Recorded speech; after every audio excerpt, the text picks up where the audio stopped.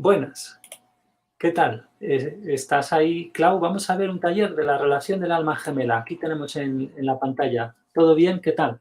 Desde Argentina. Saludos, sí, saludos Iván. La verdad es que despierta un montón de sensaciones en el recorrido que venimos haciendo y lo que descubrí personalmente hablo cuando vimos la ley del deseo, de, de cómo opera. Esta es la segunda fuerza, bueno, lo va a contar Jesús seguramente, Sí, magnética más fuerte del alma, la segunda relación al nivel de importancia que tiene el alma y la verdad es que es maravilloso. Maravilloso por un lado y por otro lado invita a autoexaminarnos un montón, ¿no? sí. Tenemos una deuda grande con el alma. Fíjate que este taller es del 2010. Ya han pasado todos los talleres del 2009, por ejemplo, que hemos visto, ley de atracción, lo del miedo, el de la ira, tan importantes. También ahí ha remarcado mucho, pues eso, que lo primero es pedir el amor divino.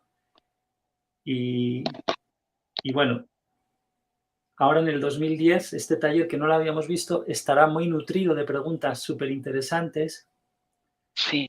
y además hay una que me toca muy especialmente porque hay manejos que hacen los desencarnados que aparentemente son manejos positivos, aprovechando en que creemos en la reencarnación, en que podemos estar fascinados por las luces en el cielo, nos emparejan. Entonces hay una de las ocasiones en este taller donde emparejan de alguna manera a dos personas porque dos desencarnados quieren volver a vivir una especie de romance o quieren volver a tener sexo a través de dos humanos, ¿no? O sea, es como muy raro porque es como eso, se juntan ahí los deseos, las heridas, son usadas las heridas para meternos cosas que parecen muy bonitas, sentimientos que pueden ser interpretados de enamoramientos, de que somos almas gemelas. Entonces viene muy al caso, aunque yo, bueno, ya lo veremos. Y ese caso concreto que te digo, como incorpora todos estos temas de supuestos extraterrestres,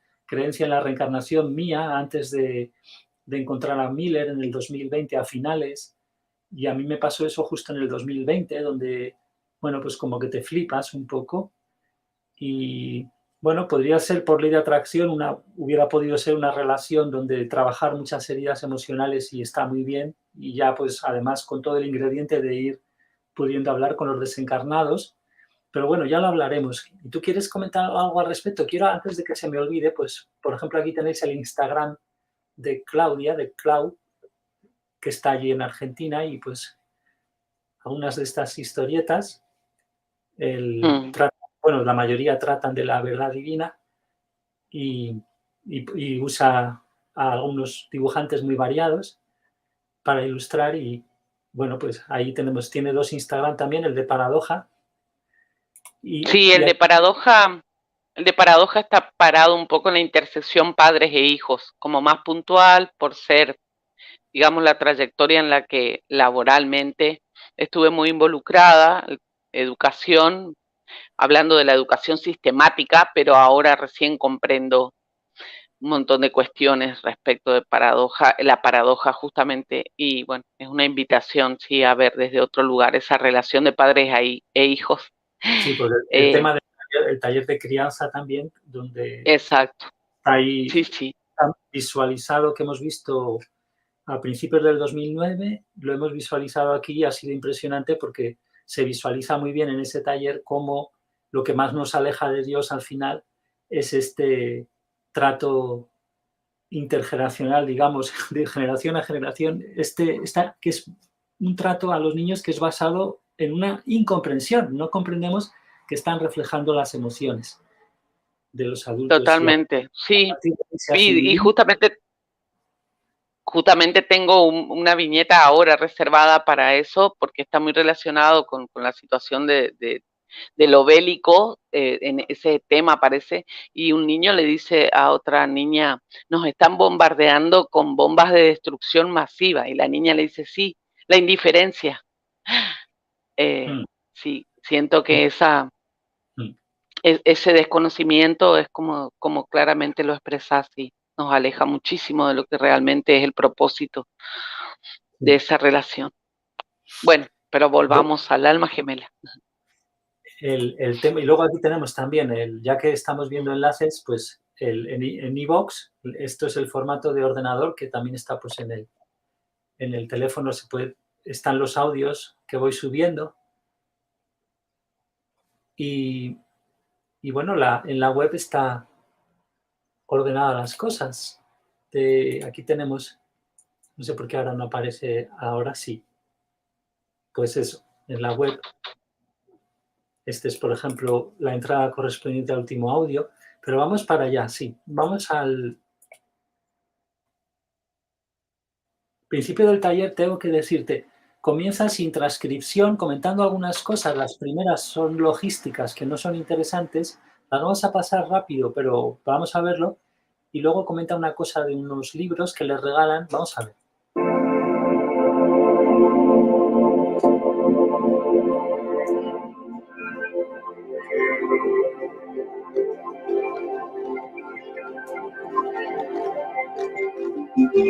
Well, welcome everyone along today. Good to see all of you again. After 5 weeks, for many of us, not seeing each other. Aquí, bueno, les da la bienvenida otra vez, después de 5 semanas de no vernos. Did you miss me? Les pregunta si les echó de menos. O sea, si a él le echaron de menos. Well, a lot of people didn't miss me. Mucha gente no me echa de menos.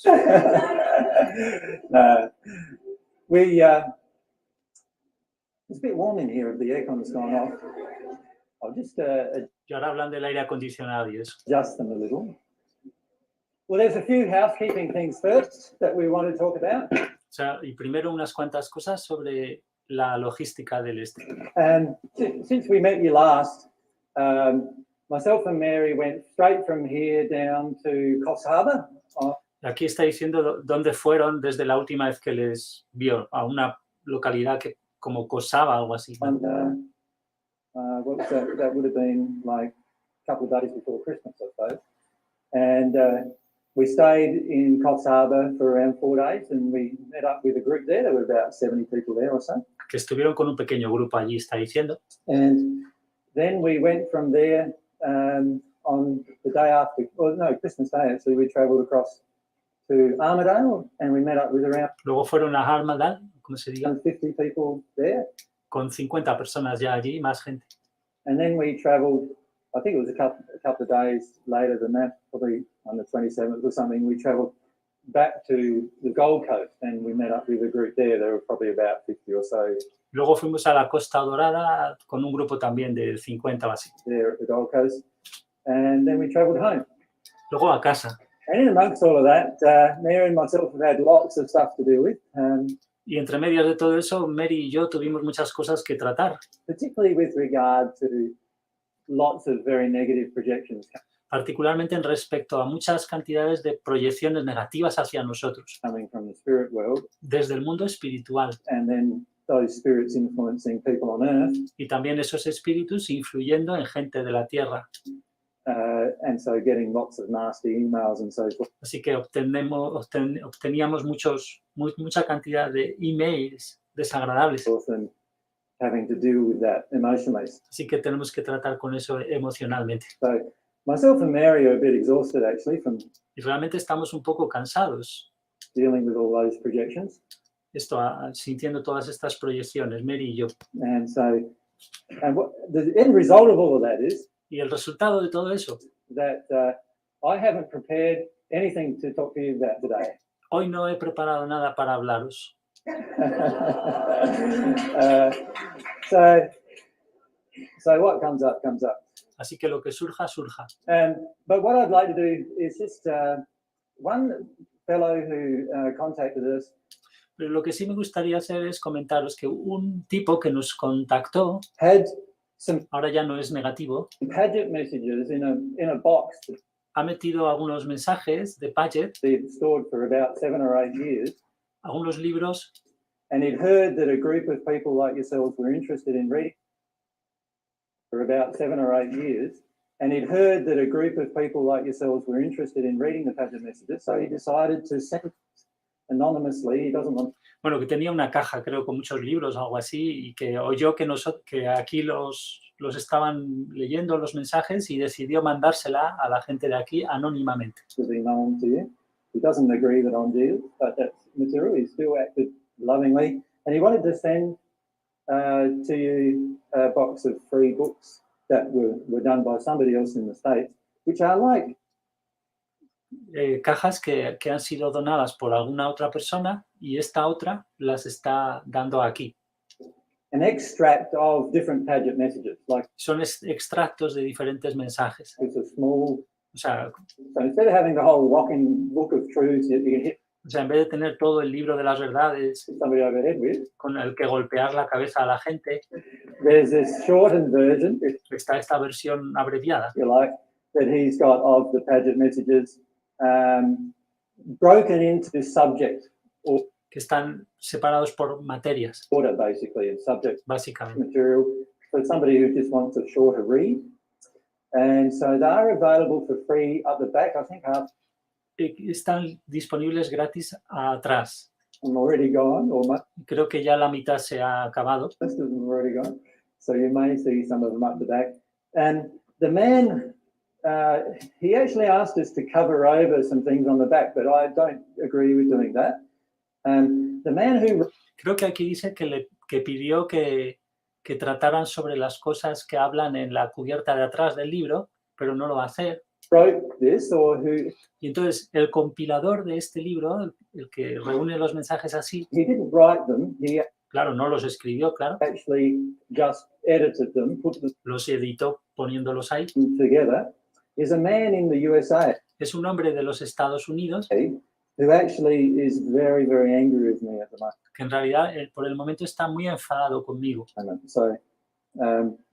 So it's ironic that O sea que es irónico the person in Australia who gave us these books que la persona australiana que nos dio los libros gave us the books of a person in the US who is very angry. nos da los libros de esa persona que está muy enfadada con nosotros y está en Estados Unidos. With me, and only last week sent me a very nasty email. Y que además nos mandó un email muy desagradable. So as it's worked out, the actual material in it obviously is just the packet messages Así que ahí solo están pues, los mensajes de Paget y ya está. located into specific order. So if you'd like to have a free one of those up the back, and they're there, available.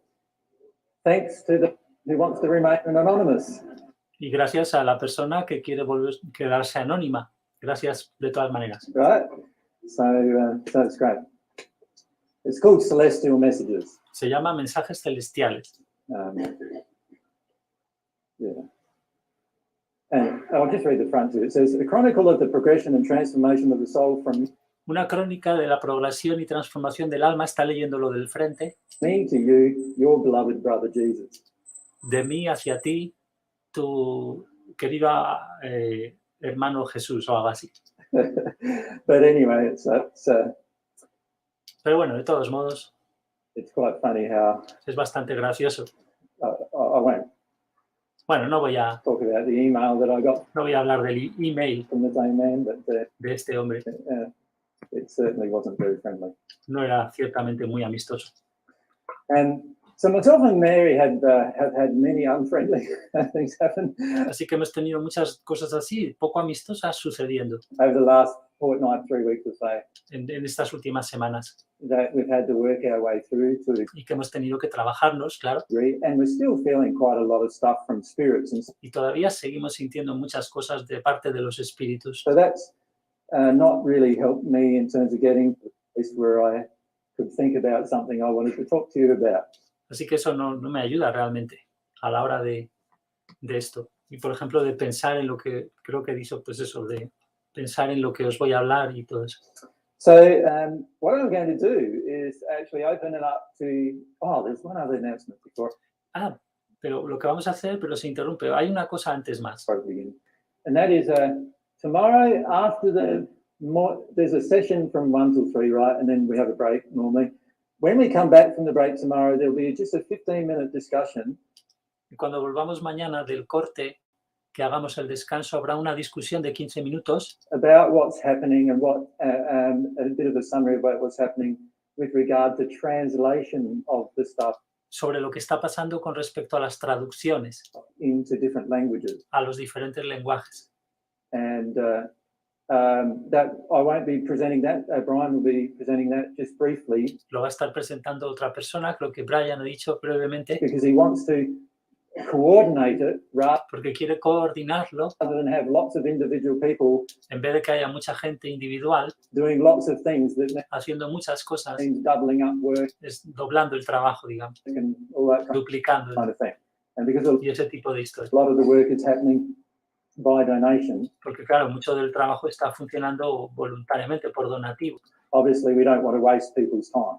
Y obviamente no queremos que pierda la gente el tiempo. So that'll be happening after the break on tomorrow's session. And there was one other thing too I had to say. Y había otra cosa que quería decir. Oh, yes, of course. Sí, claro. Very important. And I would just really like to thank all of those people who do prepare the Quería simplemente dar las gracias a todas las personas que preparan esto, venue for us el espacio, and who like tidy up the venue on the Sunday evening que lo limpian al final, for us. And they do that through the free donation of their time. que es una donación libre de su tiempo, And o sea, gratuita, perdón. that's an expression of their love to you. So Es una expresión de su amor hacia vosotros. would you like to thank those people?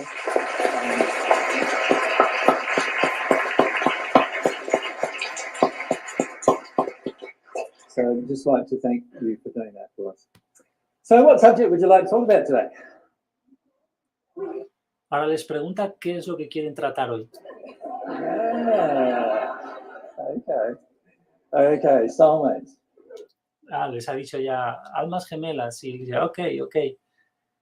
¿Se oye más o menos bien como cuando hacemos por Skype? ¿Estás por ahí viva todavía en este lento?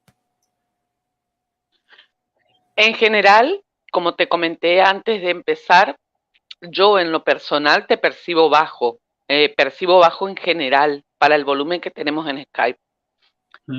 Pero no significa que después cuando lo subamos la gente no pueda regular eso de alguna forma. Yo en lo personal tengo que hacer, por eso me silencio, porque necesito como que quede limpio el sonido solamente de lo que está diciendo.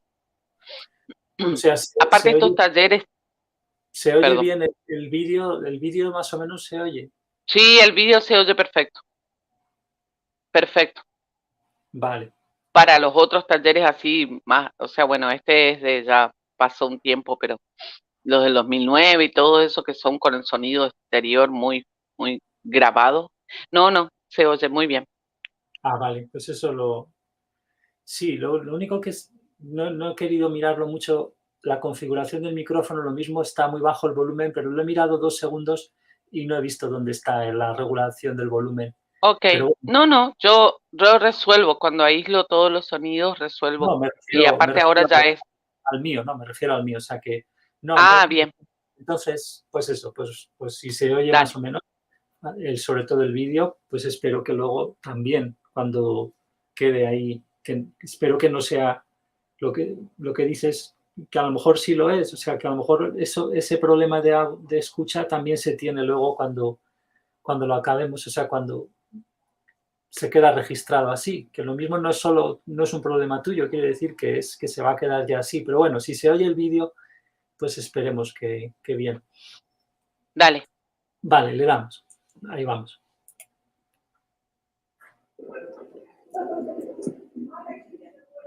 Yeah.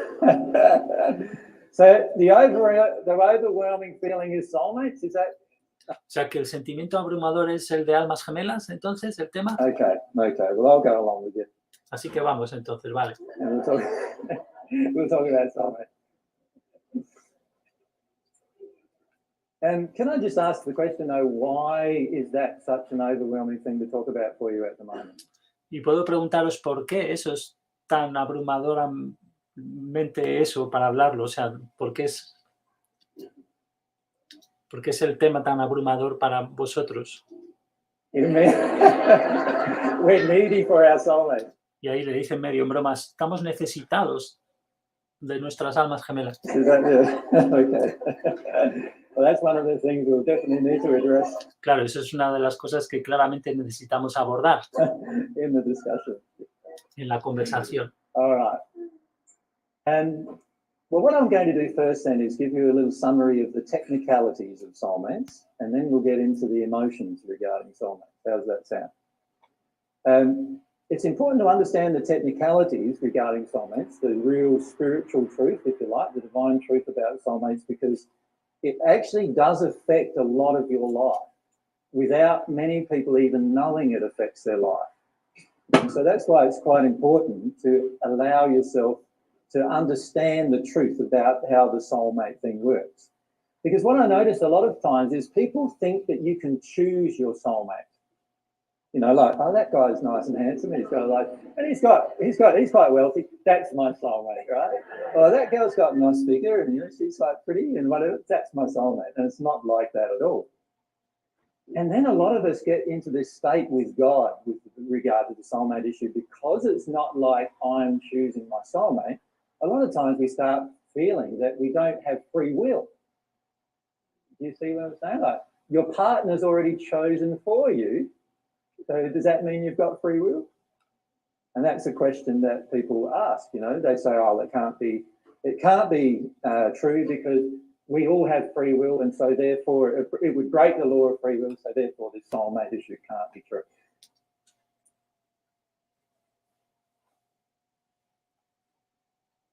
Does that make sense? So a lot of times, people, including my own mother, actually feels that way. So a lot of people have a lot of different emotional injuries regarding the soulmate connection, which we need to talk about. So let's look at it from a technical point of view in the first few hours or so, and then we'll go into the emotions of it all, because it's the emotion of it all that's very, very interesting. So,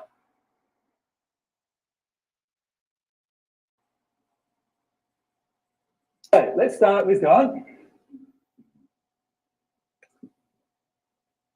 who has masculine and feminine qualities, and God creates souls that all have masculine and feminine qualities. So let's grab one of those souls over there, one of God's children. And what happens now, for this, I'm going to describe the place for the description of a heterosexual soul. But that doesn't mean that, and by the way, there is no such thing as a heterosexual soul or a homosexual soul. There is just a soul. Voy a poner un momento los dibujos. Aquí vemos, simplemente está dibujando eso, Dios, que no se puede dibujar. Aunque últimamente vimos un mensaje en audio sobre esto, el lado de la supuesta forma o no forma de algo infinito. Y ya está. Vale, pues sigamos. That all has varying qualities of masculine and feminine characteristics.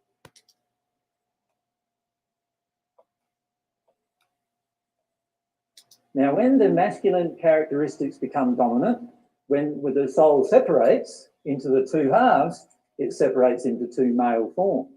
If the feminine characteristics are dominant, then when the soul separates, it'll separate into two female forms, because the feminine characteristics are dominant. But for many souls, there's a huge range of masculine and feminine characteristics. If you draw a standard distribution curve about the issue, and let's say this is masculinity and this is femininity, right? You can see that like 80 or 90%, whatever it is in the standard distribution curve, fit between there. They will be called, when they incarnate, you could say they will be heterosexual, right? That's not how you spell heterosexual either. But anyway, it's hetero, right? And obviously on the male dominant side in this area here, the souls that incarnate there are going to be masculine, male-based homosexual, right?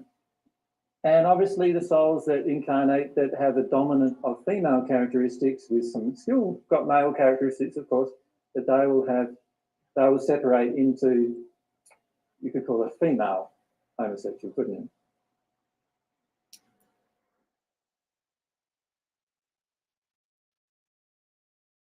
Aquí tenemos los lados alejados, por así decir. Serían donde a partir de entonces ya las almas encarnan con doble cuerpo del mismo sexo, digamos.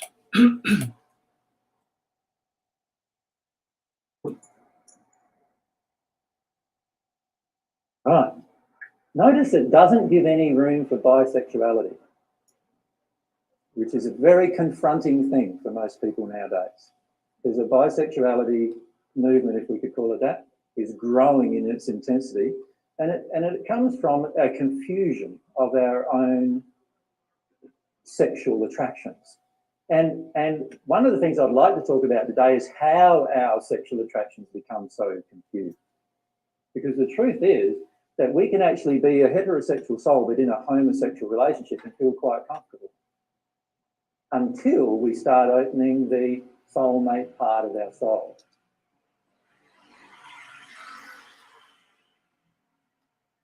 And I want to talk about that too, what that means to open up the soulmate part of your soul. You can also be in a heterosexual relationship and be quite comfortable, but actually be gay. You can actually be homosexual in those relationships. And this is why many grow up in a heterosexual relationship. They get to a certain point in their life where they're starting to connect to their emotions and feelings, and now they realize actually that they're not attracted to males or females, the opposite gender, but now they're attracted to the same gender. There's a reason for that, and that is usually they're more connected to their own emotions as they get a bit older for many of these people. And they start realizing that the soulmate part of themselves has actually got this attraction. Aquí ha dicho a medida que se hacen más mayores. O sea, esto de crecen es en ese sentido.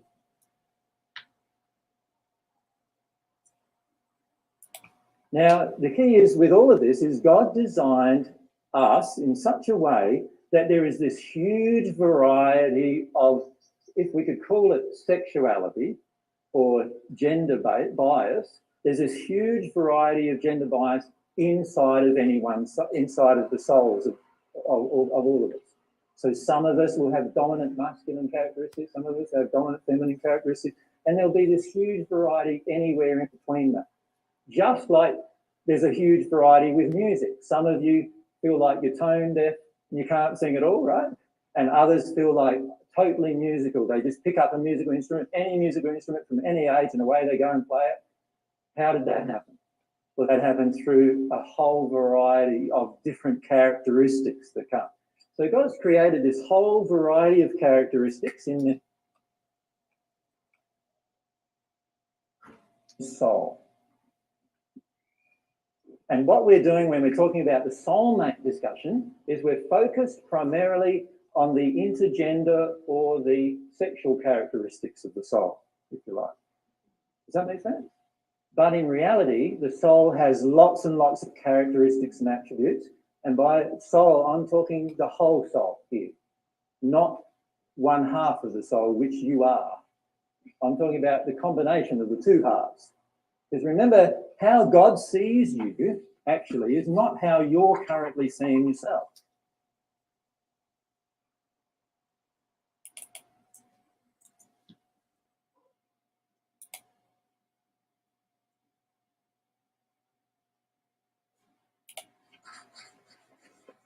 How God sees you is as this one soul, even if you're in two different physical forms. When I say two different physical forms, once you incarnate, your half of the soul is attracted to a physical form and a spirit body form, and the other half of your soul is attracted to a different spirit body form and a different physical body form. But from God's perspective, you are still one soul.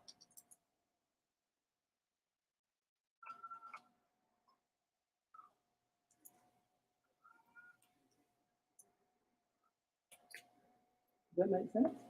Ask questions away, by the way. Les dice que preguntéis cuando queráis, por cierto.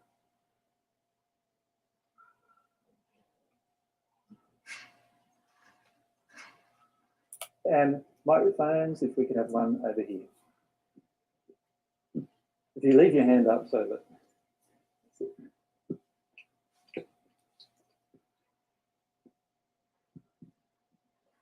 So does that mean one person's soul can only progress so far? Like just say one person reaches the 7th sphere and the other person refuses to do anything, that then one person can't go on until the other person starts to move on?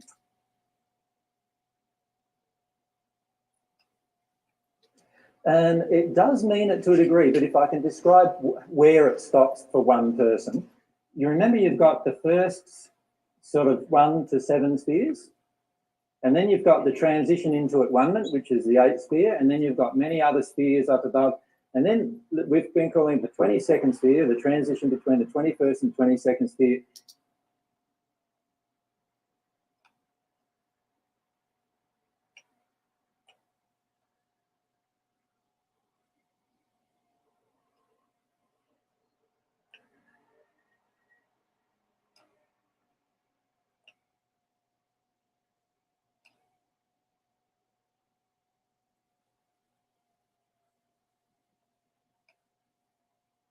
Is it a state of at-one-ment of your own soul?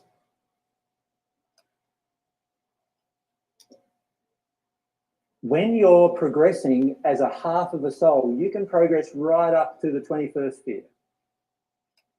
But you won't be able to make the transition into the 22nd sphere without your soulmate.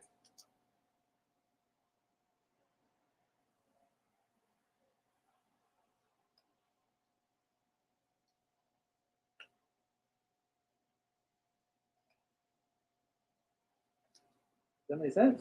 So you can actually be at one with God while your soulmate is down in the first sphere somewhere.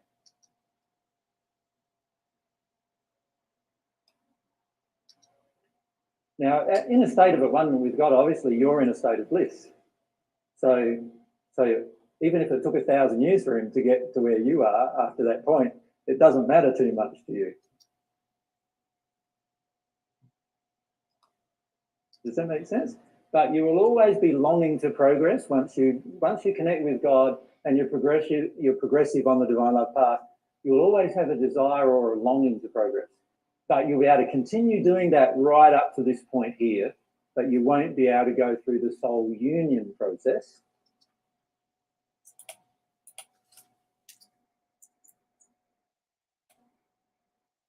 Without your soulmate also being in that same location.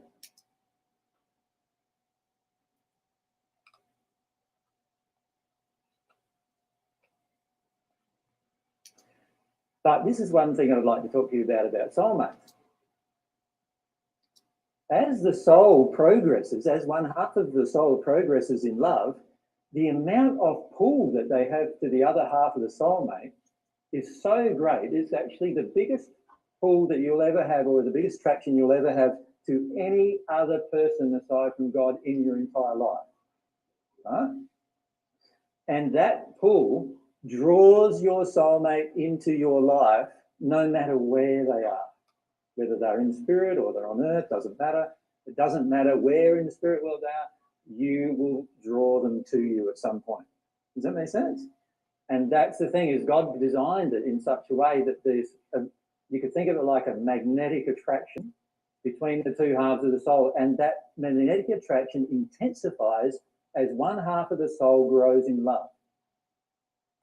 It is not very strong when both halves of the soul are not very grown in love, but as one half of the soul grows, then that attraction intensifies. We'll talk more about that, the emotion of that, as we come up. How you doing? Good. Around about what sphere would you need to be in to have the identity of your soulmate truthfully revealed to you? What do you think? Normally that happens around the 5th sphere of the spirit world. It's not so much where you need to be, it's what state you need to be in. as to when it's revealed to you. You see, for me, many of us have a lot of emotional injuries about having something determined for us. And when you think about it, it's the soul, which is the complete soul, that has free will, not each half. Right? God gave free will to the complete unit. Right? So if one half of the soul is really progressing and draws the other half into their life, the other half may think, I don't want to be drawn into their life. Why do I keep getting drawn into their life? Well, it's their soul that's drawing them together, their own soul. And they just don't realize that, you see. And so we can't actually say that the two halves of the soul have complete independent free will. It's the complete soul itself that has free will. That's independent of every other being on the planet and in the universe, and even independent of God's will. That's what free will is. It's the complete independence. But it's the complete independence of the entire soul, not its two halves. So, in terms of when you would find out about who your soulmate is, that completely depends upon whether you're opening up the half of your soul towards the other half. In other words, opening up this electronic, if you like, this magnetic connection between the two halves. If you open it up, and the way it's opened up is emotional, it's not opened up in any other way. Once you start opening it up, what happens is that your soulmate starts getting drawn to you. And at that point, you're also usually able to know who your soulmate is. So you could be in the first sphere of the spirit world and learn who your soulmate is. Or you might be a celestial spirit and first learn who your soulmate is. There's many spirits who have become celestial spirits and who didn't know who their soulmate was until after them.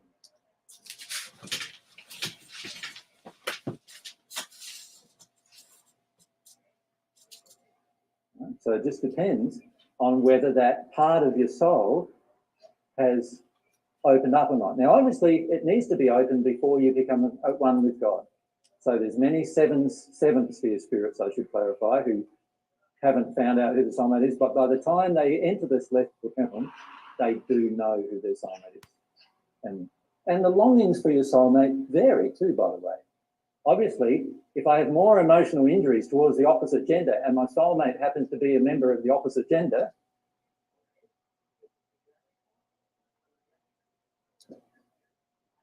how much of a longing am I going to have for my soulmate? Not very much, right? But if I am very open and I've started to deal with a lot of my emotional injuries about the opposite gender, I'm going to be much more open to understanding, oh, that person is my soulmate. So it just depends on my emotional openness. And we'll talk about how to emotionally open that part of your soul to the gender that is your soulmate. AJ, if you are with somebody that you believe is your soulmate, but they're actually not, does that shut off the connection to draw your true soulmate to you? Of course. Yeah. That makes sense, doesn't it? So, Yeah, well, sorry. John? I was just going to say, I guess as we work through our injuries, then it will feel like it's not right anyway. Exactly, Yeah. exactly. So there was a time in my life where I believe one person was my soulmate for nearly 7 years.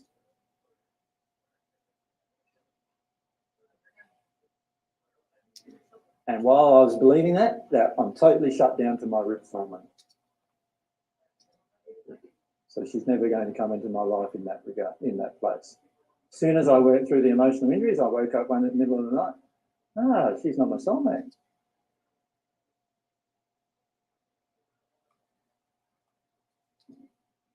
And it just like dawned on me. And then I had to look at why did I want her to be? Does that make sense? So there's a lot of emotional injuries in that as to why you want somebody to be your soulmate and you're not open to your own soulmate. So for me, it was a lot of grief that I had to work my way through after that.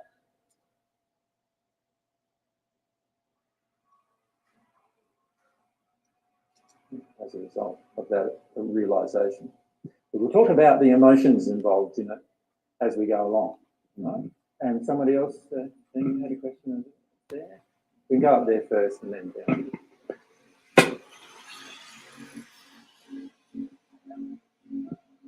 So it could be almost negative if you think somebody is your soulmate, and it could be just you're attracted to them because they're making you feel good because they're making you feel good in your comfort space. Mm-hmm.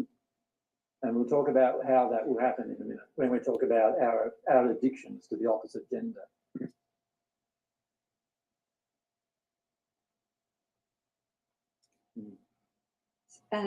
If I progress in life on earth, Mm-hmm.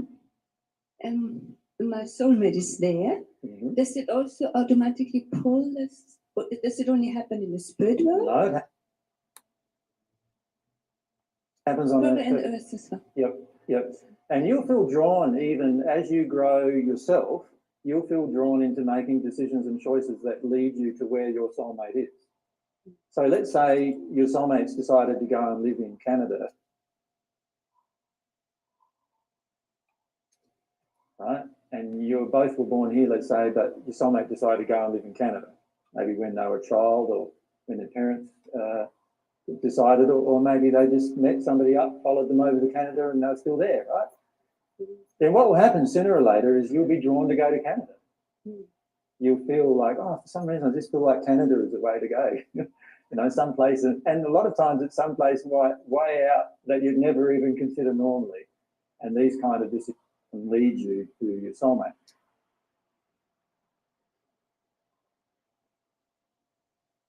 And this is where we want to talk a little about the law of desire. Now, there's going to be a talk at some point about the law of desire completely, but part of finding your soulmate is about following your own desires. Because remember, if your soulmate's, your own desires at some point are probably going to match the desires of your soulmate, which actually lead you together anyway. So we need to talk about that too. So anyway, so can you see firstly though, that we need to focus on the fact that we are one half of the soul. That's very important to understand. I am just one half of my soul, right? There's another person, my soulmate, who is the other half of that soul. We are one soul expressing itself in two different forms, right? The masculine in our case and the feminine form. And we need to remember that because it's that entire soul that has free will.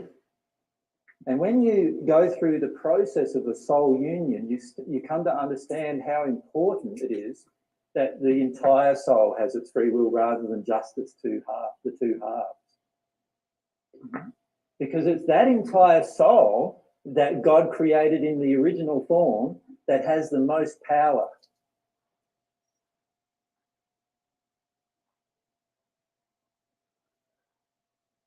It's also that entire soul that can grow beyond the condition of at-one-ment to God to the condition of at-one-ment with each other, and even beyond that condition as far as it is known.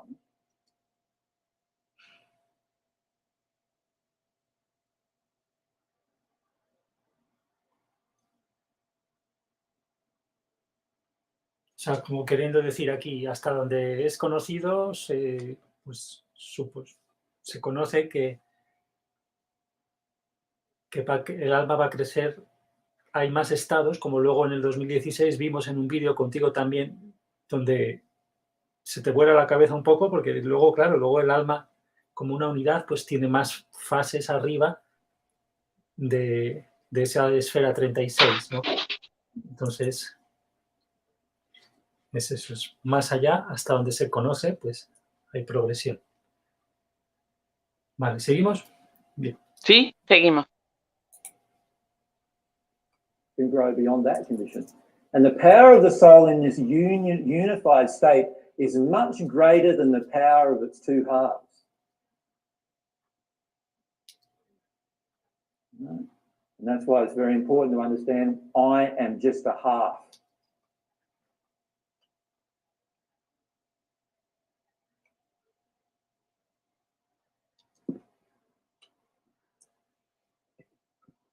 I was just wondering, say if your soulmate was a murderer and had murdered someone, there's obviously a penalty on that person's soul for repentance. Does that soulmate also attract that injury? No, it doesn't attract the injury because the way the injury enters the soul is via the connection points, and we'll talk about this in a minute. The connection points are all related to the bodies while they're connected to the physical form. So the way energy or emotions and experiences enter you is through the spirit and physical bodies.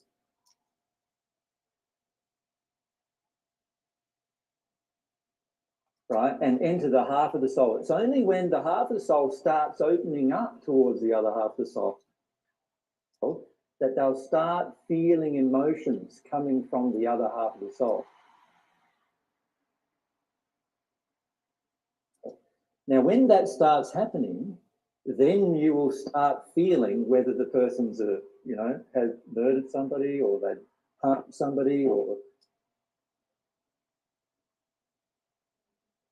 you'll start feeling the other half, the characteristics of the other half is whether those characteristics are actually what you would classify as like loving or unloving.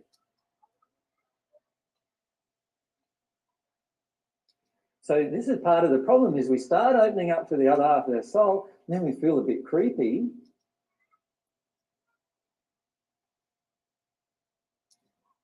Right? Then what you're going to be tempted to do? Start closing down towards the other half of the soul, right? Because you feel that, instead of just allowing yourself to feel those emotions. Because it's the allowance of those emotions that actually triggers your soulmate into experiencing the reasons why they did things. Por las que hicieron las cosas.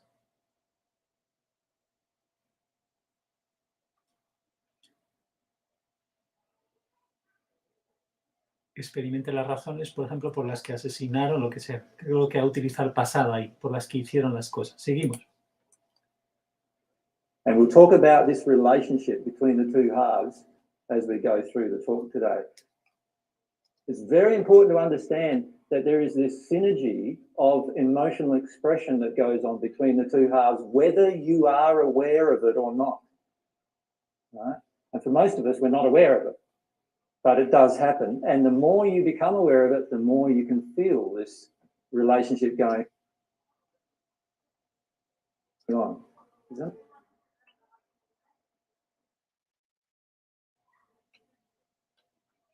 Make sense?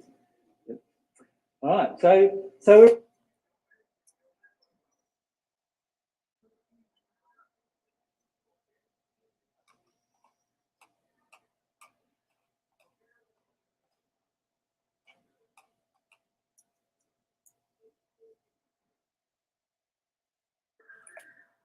we're in the spirit world before we came to earth, and we, at this point, remember, we did not have any consciousness of ourselves. So we didn't know who we were, so there was no self-consciousness, no self-awareness, if you like. This is before we incarnated. Obviously, we don't know how to use our free will, so basically it's like we have no free will at this point, in the sense that we don't know how to use it, because we don't even know who we are yet. Right? We also have, before we incarnate, no memory of that state, because we're still not self-aware. Memory comes with self-awareness. So we're in this state, you could say we're in this created state as a unified soul, but we are yet to incarnate onto the planet to begin the process of self-awareness, to begin the process of getting to know ourselves, or as they call it in the pageant messages, as we call it there, the process of individualization.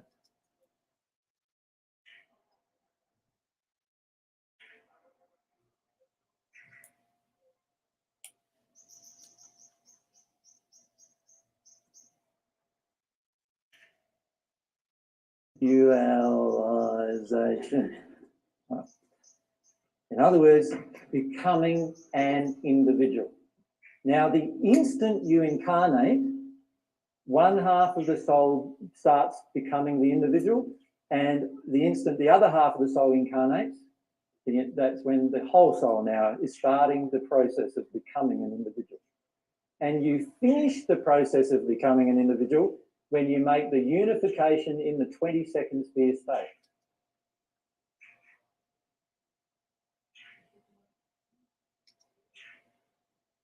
Right? So you can see the first time you incarnate, you're conceived, and from that moment on, you've become an individual, right? And then that process ends, if you like, or is realized in its completion in the 22nd sphere state. So right now, none of you have yet learned how to become an individual. Does that make sense? And the process of what we're going through is learning how to be an individual, not as a half of an individual, by the way, but as the entire soul. Remember, it's the entire soul that's individual. So what happens at that point is we are conceived. When we're conceived, obviously the soul splits into its two. Ahí falta que ha dicho, bueno, lo que sucede en este punto es que somos concebidos. Y bien, cuando somos concebidos, two halves, and the first half attracts bodies that have been created for it through the sex act of the parents, and then eventually the second half, due to the law of attraction, the second half floats around the first half until the second half also has the opportunity to incarnate into a different form created for it. So this is why many times soulmates happen to be from the same country, right? Because there is a very, very strong attraction between the two halves of the soul right from the moment of separation.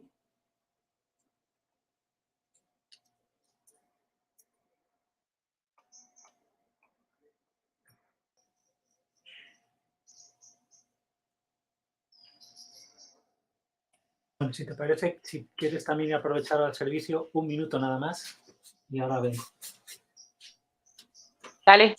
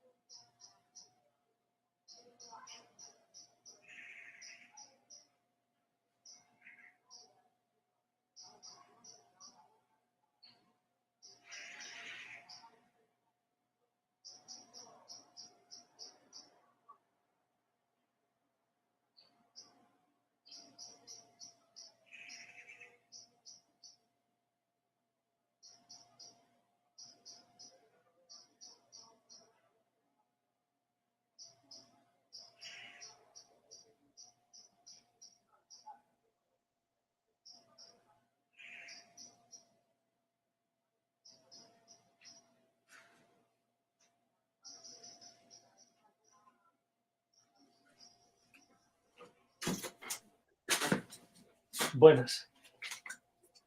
Estoy. Ahí estás. A ver si no hay nada raro por aquí. En el este no parece que haya nada raro.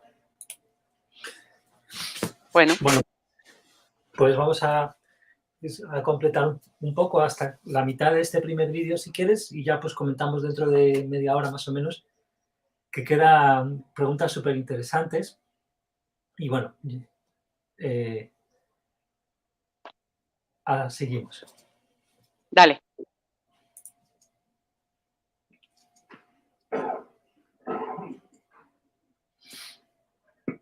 Given that the souls are attracted to one another, what happens when a soul incarnates and it's aborted miscarriages or dies and goes to the spirit world while the other half has still not incarnated?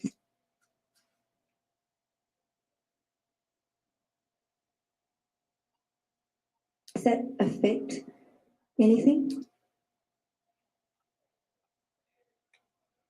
No, there is still the impetus to incarnate. that has to occur for individualization.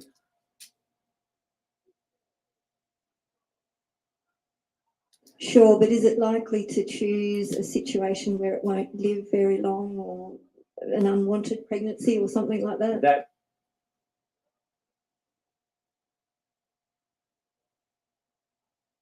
depends on the personality. Remember, the personality of the soul is something that God has already created, right? And that we come to realize. So that depends on the personality of the soul in the end. So it just depends on how the unincarnated soul responds to the death of the incarnated soul. Aquí sobre este. Solo depende de cómo el alma no encarnada responda a la de la que encarnó, o sea, a la muerte de la que encarnó. And that, of course, is going to be very different depending on what type of personality we have.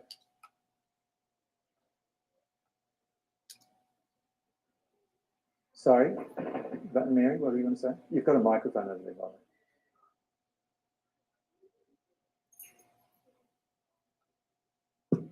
It can't choose though, can it? No. Would it have? Would It would have a feeling. It would have a feeling. Would it have Yeah. a consciousness that the other half? Not a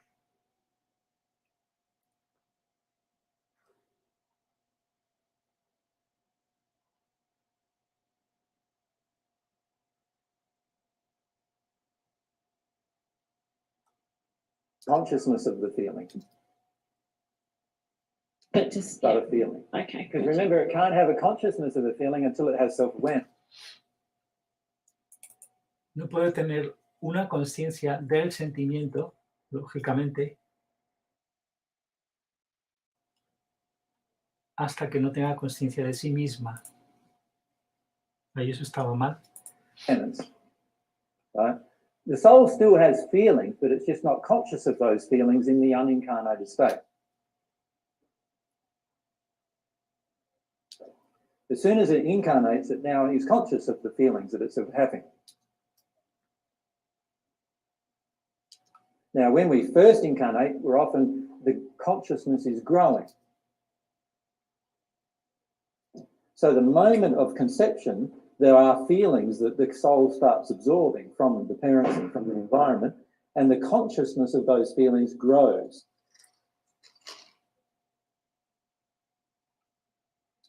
So there's feelings absorbed, and we become conscious of what those feelings are.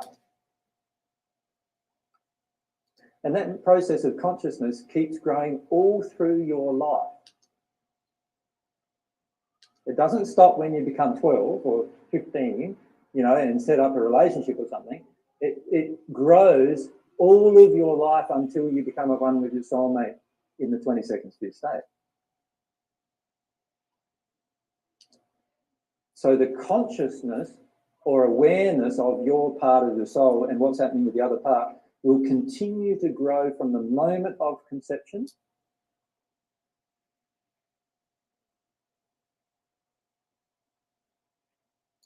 right the way through to the moment of unification. And it will grow exponentially through that time. Every new sphere, you get a lot more consciousness of what's going on with the other half of your soul.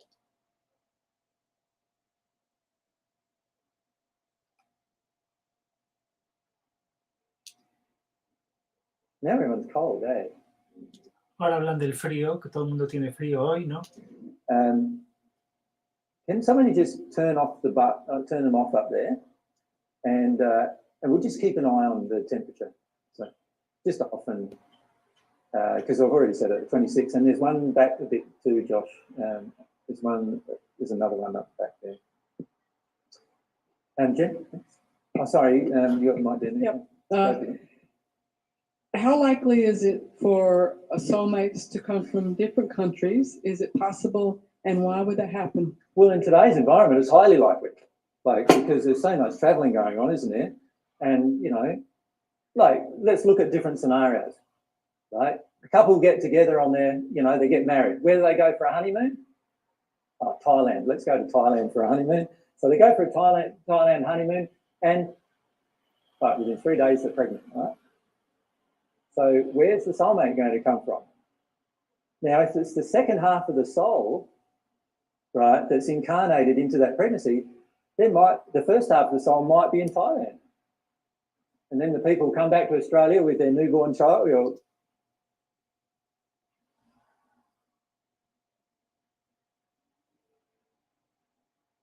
well, conceived child initially, 9 months later, newborn child.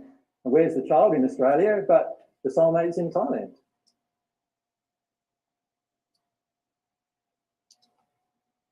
That could easily happen, could it not?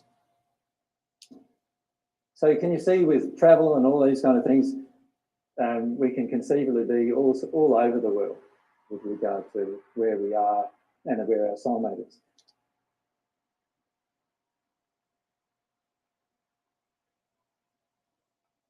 And so then the next question comes from that, doesn't it? How in the hell do we find them then? And it's really easy to find your soulmate. So we need to talk about that. And that's part of this discussion that we have. But remember, I'm talking about the technicals first, and then we'll talk about the emotions of it next.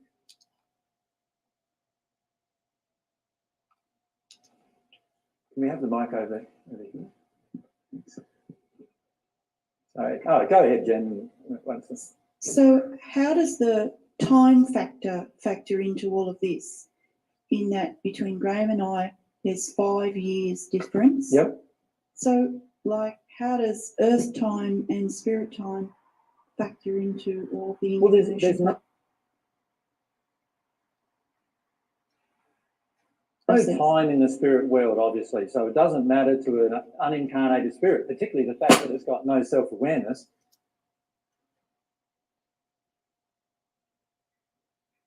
It doesn't matter to an unincarnated spirit that it's got a time frame, right? But because of the first incarnation of the first half of the soul, the second half of the soul is going to have an even stronger inclination to incarnate.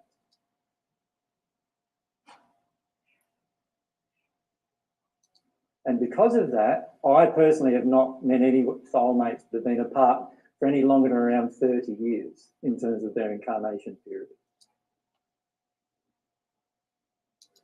Now, I've met in 2,000 years a lot of soulmates, obviously. So, but in terms of 30 Earth years difference in time. But it is conceivable that somebody could be longer than that. Does that make sense? It is possible.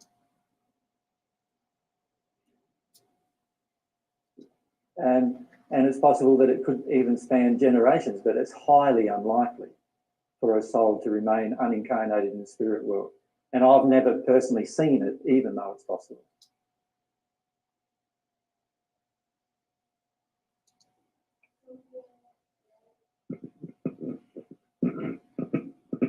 So why the difference in time? Is there a reason that there's a time difference or a strength in one half coming first and then the other one following? Is there any? There are so many different factors involved. When you think about how our personalities are so different. Excuse me. Every single person in this auditorium is so different from each other, aren't we? Like, you meet somebody and you can realise there's some similarities, but wow, there's also these wide differences, isn't there? And all sorts of factors of our personality. God's created all of us in such a different state, personality-wise, that there are so many variable factors that depend upon the incarnation of the soul. Right from how many opportunities are there to incarnate. Because you remember way back at the beginning, there were less people on the earth. So therefore there were less opportunities to incarnate for a greater number of people. Does that make sense? And so obviously the time difference between the two halves may have spanned 30, 40, 50 years easily in that state. Mind you, back then men also lived longer. So, and then then the human soul degraded in its condition right down to some people only live 20 years. Now, of course, there might be, so they might not have even found each other in their incarnate form if people only live 20 years lifespan due to their emotional injuries.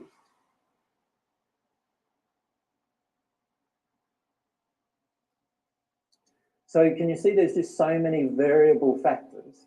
The key to understand it is, in the end, you're always going to meet your soulmate, whether it's here or in the spirit world. You're always going to meet them. But the chances of you meeting them are much greater if you open up the soulmate part of your soul.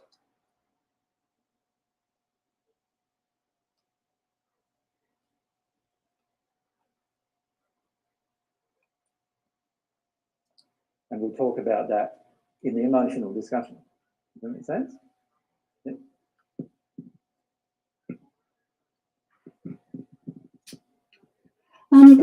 Going back to the personality of the soul, Yep.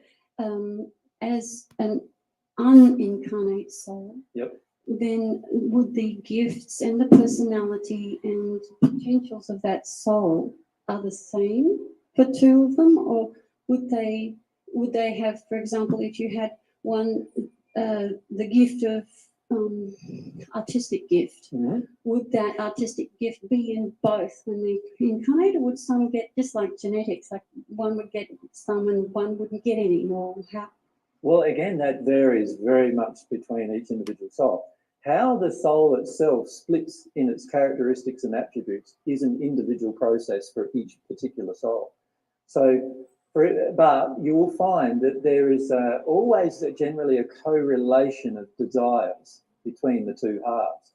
So let's say one of the part of the soul is passionate about music, and so they get into guitar and away they go with that, and you know, they do all of that kind of stuff. Then there's a higher likelihood that the other part of the soul is also going to have some kind of passion for music as well. Does that make sense? Mm. And that eventually is found. But a lot of times our passions get stomped on from our childhood onwards, and so we don't know our passions until we start freeing up our emotional state.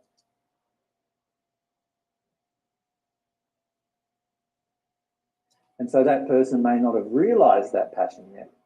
And so this is why it's very hard to judge from an imperfect state where we're not yet very developed in love that our soulmate would have a certain thing or characteristic, because we ourselves, because of the development in love, may not easily recognize the characteristics even that we have within ourselves, let alone the characteristics of our soulmate. Mm. But yes, the personality is for the entire soul, and how the personality splits between the two halves is very, very dependent upon how God created that soul in its split.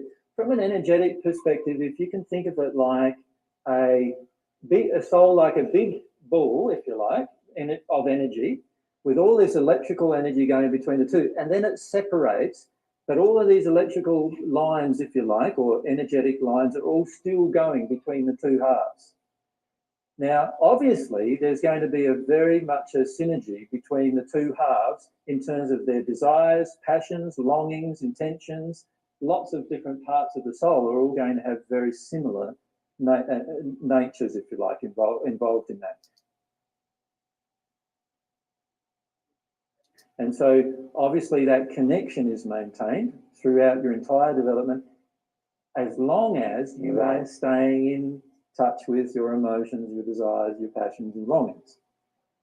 The more I detune from my emotions and passions and desires, the more I also detune from my soulmate. So if I'm very intellectual, very shut down emotionally, I am going to actually be pushing away my soulmate, because I will not even be able to usually recognize my soulmate in that state, because I'm not having that connection to myself. And remember, a connection to yourself is also similar to a connection to the other half of yourself. Because your soulmate is your other half of you at the emotional level. Does that make sense? Yeah. But intelligence wouldn't be, is intelligence something that comes in with the soul as well? With the intelligence is vastly controlled by emotional injuries, right? So in many, and you'll see this more and more as people grow in the spirit world, they become more and more intelligent, and they become less guided by the emotions that shut down intelligence. So how many of you hate mathematics? About half, maybe a bit more than that of the audience, right? Okay. How many of those people who hated mathematics were no good at mathematics? Isn't that interesting? Almost all of them, all right? Now, can you see the relationship between that? There is an emotional relationship between the fact that we dislike something and that we're no good at it, right? And the same applies to all forms of what we now classify to be intelligence. There is always an emotional reason why we get shut down in our intelligence. And so many of the people who you judge as not very intelligent actually have quite a few emotions that have caused them to shut down their intelligence. Because actually God created the soul with very powerful intelligence. But it's all emotional, and this is why when we get the emotional damage, the intelligence often gets shut down as a result.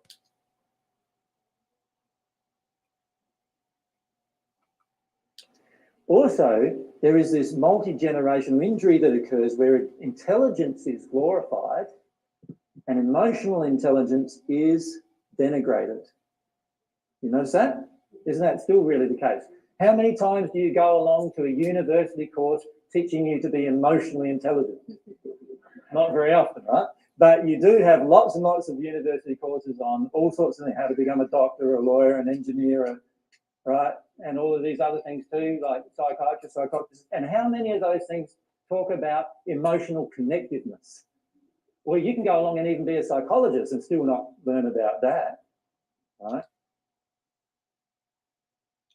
So there is this really big focus today on the intellect, which actually, in most cases, doesn't connect to people who have been shut down intellectually at a young age due to emotional injuries.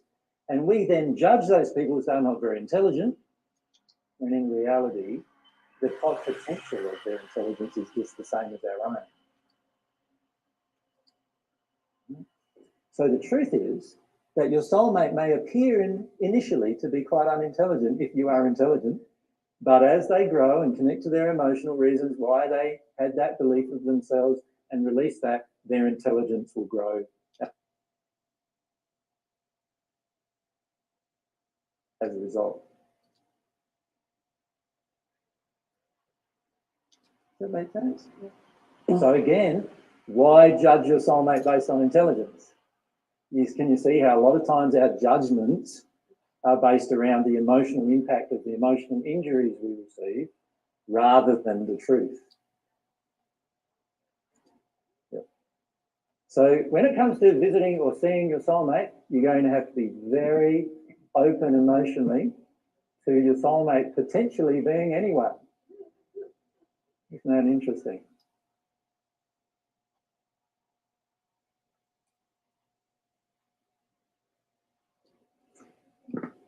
Hi, AJ. What would the complications of in vitro fertilisation, not knowing who the donor would be? How would that pan out? Anything that happens at the physical level is immaterial from this perspective.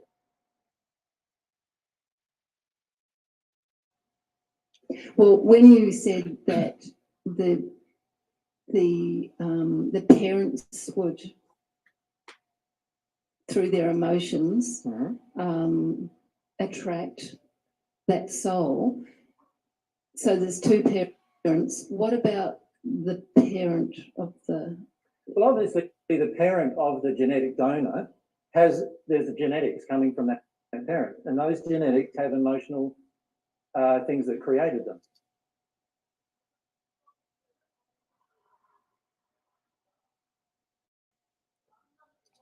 Right, so obviously the emotional things that created the genetics that were then given to the donor will have an effect on the child.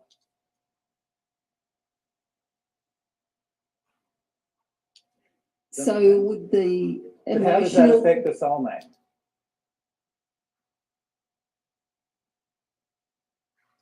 Well, yeah. It doesn't really, does it? Well, I wondered how the connection, if there was an emotional connection between the donor and the parents, and then if there was a complication further than that?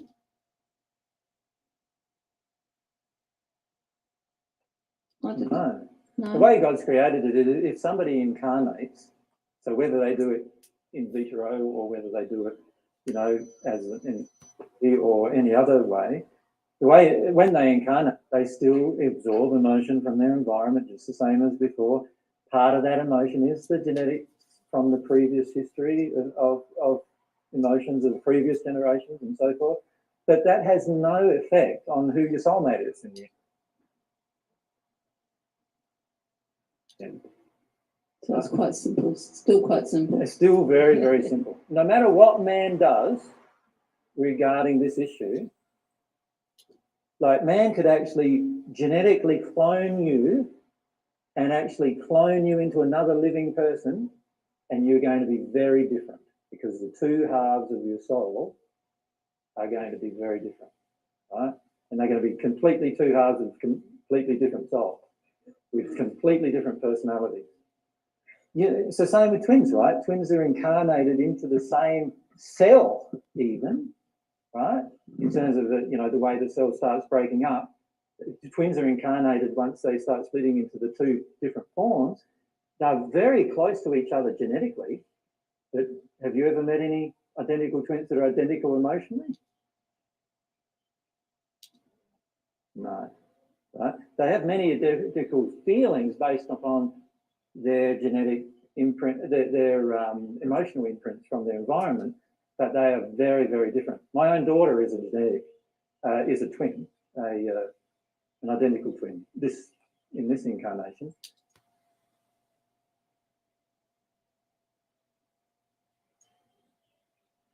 And she is very, very different from her twin, who is in the first incarnation.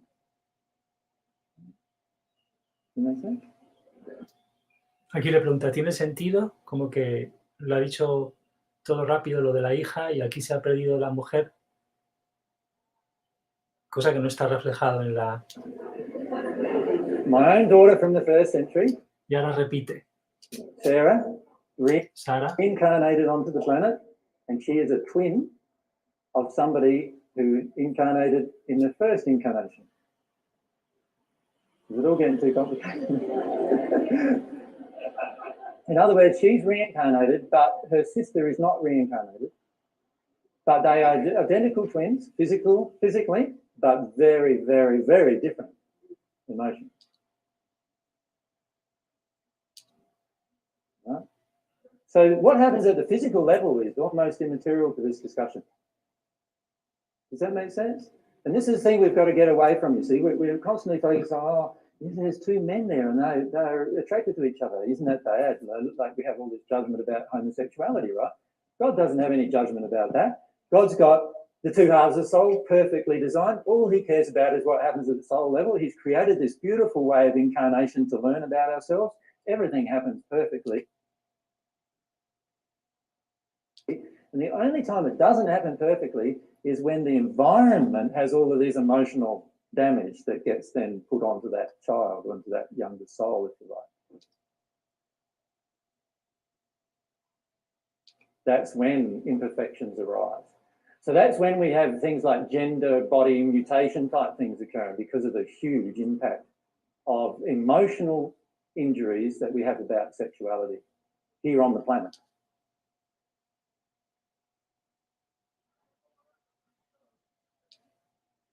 Where people want to become transgender, for example, right? Because of huge emotional things that have been put upon them by their environment. Because from God's perspective, all of us would know exactly what our gender attraction is, whether it's male, female. Doesn't matter whether we're male, female. Our attraction would be male or female, and we'll know specifically what it is, and we'll know that it will not waver once we know. Before that time, you might cycle between being like bisexual or going to a male or going to a female sexually or whatever, but as soon as you open this soulmate part of yourself, you will know for certain what the other half of your soul is in terms of its gender. Yeah.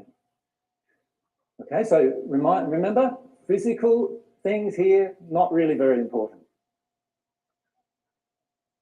None of you believe that. Go on. Just for you, on the subject of identical twins, Yeah. really good friend of ours is an identical twin. Mhm. And his brother actually, or either or of them, one of them can hurt themselves and the other one will actually feel the pain. Can you explain how that happens?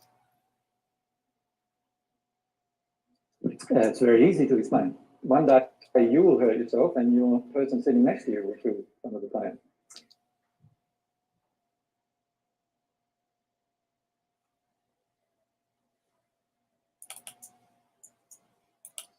You see, when we're connected emotionally to everyone closely, we feel the pain that is in everyone closely, and so therefore we don't want to create their pain anymore. See, the more we become at one with each other, the less desire we have to act out of harmony with love with each other. And that's it. Even if we're not in the same room or in the same area. Exactly. So your soul is just as capable as an identical twin of experiencing that. The only reason why an identical twin experiences it and you do not at this moment is because they grew up in the same womb, usually in the same environment, in the same emotional environment, and so therefore they have a stronger bond to their own harm. In the end, all of you are going to have this bond to anybody's harm on this planet. So do you think you're going to want to hurt somebody after that? No. So that's how God created it. That's when I, for those of you who come from a Christian religious background, when I said in the first century, I want my friends to become at one with me just as I'm at one with God.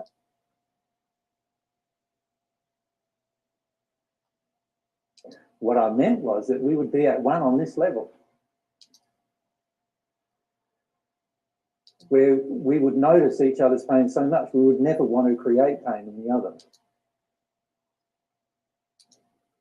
Does that make sense? Yes. Yeah, and I'm talking not about the pain of finding out the truth. I'm talking about the pain of not living in the truth, the pain of error. I would never want to project error upon you because I could feel the pain that you would feel as a result of it. And in fact, God created your soul in such a way with the law of compensation that any pain you create in another is automatically placed upon your own soul. That's what the law of compensation is all about, right?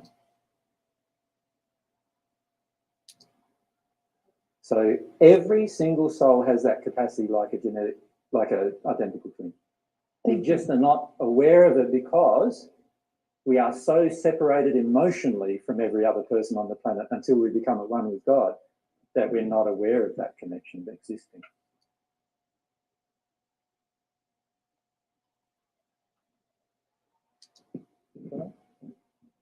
We can go to yourself and then Alex. Just while you're talking about the physical, what happens when there's a car accident and then organs are actually put into other people and they can actually take on some of their characteristics? What's happening there? What's happening there is the spirit who those organs belong to when the spirit was alive on earth is now influencing the person who is the donor, who was donated to, the organs were donated to. Can you see that? So they actually take on much of the personality traits sometimes, particularly if they're very mediumistic, they'll take on a lot of those traits because there is a strong bond established through the donation between the two people. So you imagine for a moment, you lost your life and you had your heart was good after that, you had a liver that was good, a kidney that was good, and quite a number of other organs that were good. Right? You would be quite interested, would you not, in where those organs went? Don't you think? Right? And so, and this is if we didn't know all these things, we would be highly interested probably of where they all went. And then if they went into someone you really liked. Haya dicho como que si no supiéramos todas estas cosas, creo que se refiere a pues todo el tema de las almas, la espiritualidad está entre comillas, pues estaríamos muy interesados en dónde van esos órganos. Y sigue. And you could really connect with, you'd probably want to hang around them a bit, wouldn't you? Can you see that? And this is how this kind of things happen. There is actually a movie with Minnie Driver in it. Have you seen that movie? Where, I won't tell you the whole story actually. I can't remember the name of the movie though. Where this happened, where one Ahí no podía recordar, pero ahora se lo van a decir el título de la peli. person died and it was given, the organ was given to another person, and then that person felt influenced to contact the husband of the original person. And you can see why that would occur, couldn't you? Because the person who's passed would want that to occur, can even set that up if they liked the person who their organ was donated to. Lots of stuff happens like that, yeah.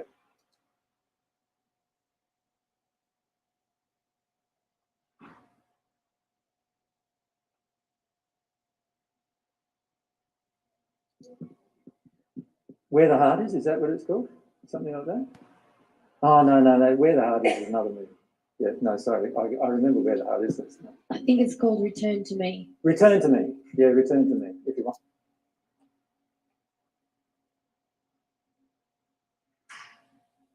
Watch that. But that's a movie about basically that happening, although it's about the happening of it without the explanation of how it happened, of course.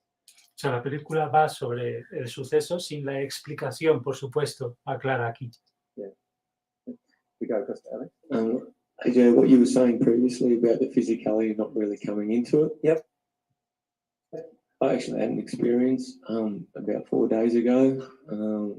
It was pretty far. Yep. Monique and I were just sitting in the camper van and we were just staring at each other.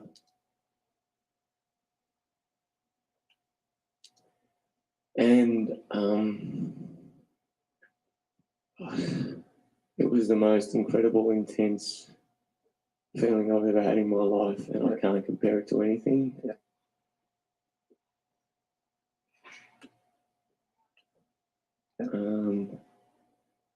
It was like, it was no time, no space. I had no sense of myself.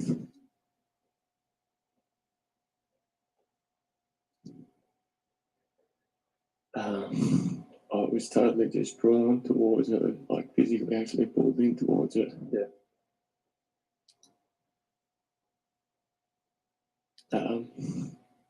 I couldn't control my body.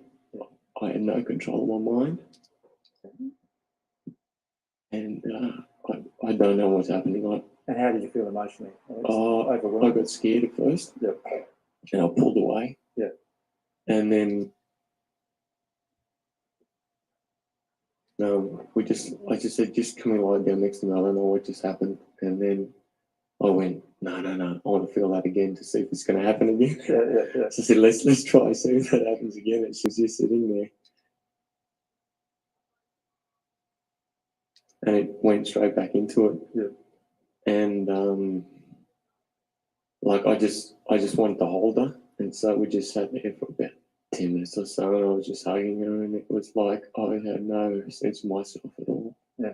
I was just totally lost in this emotion, in this feeling. Yeah. Yeah, it's just so overwhelming. It's unbelievable. So yeah, there was no physicality involved. That's pretty good, isn't it? Like, oh yeah. But there was no physicality involved. Like I couldn't. Yeah.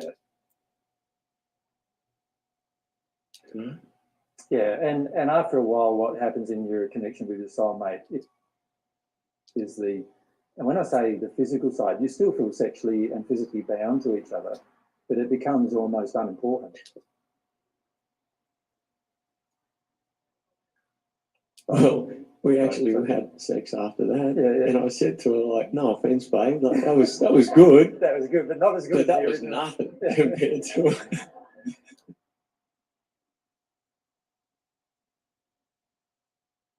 Exactly. Yeah, and that's the thing, is that a lot of times when we're then involved in the sex act, we disconnect from this emotional transaction. If you can imagine the sex act occurring while the emotional transaction is occurring, then you'll get some idea of what it's like to be at one with your soulmate. Yeah. Yeah, well, there's a lot of emotional errors still there within Exactly. sexuality. So, and it's the emotional errors that cause that disconnection.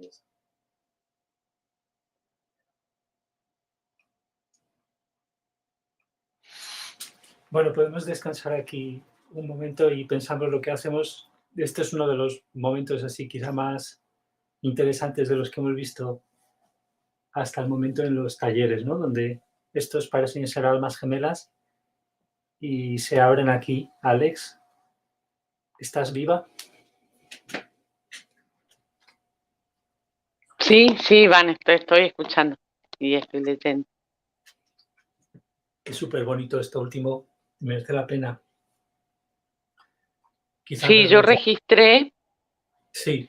¿Querés repasarlo? Sí, incluso con el audio. ¿Qué registraste?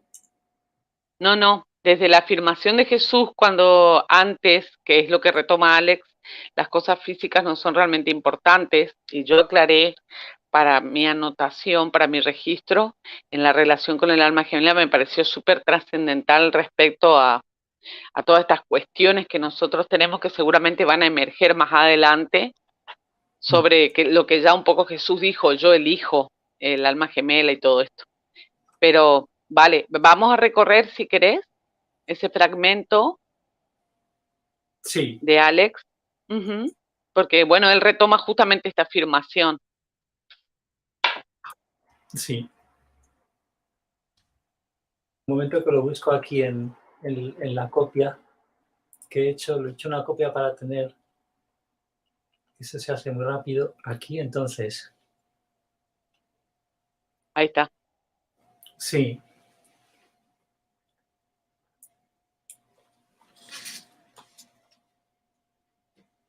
Solo hace 4 días y Monique, pues ahí has visto incluso cómo cierra los ojos en un momento dado, al recordarlo, es súper bonito.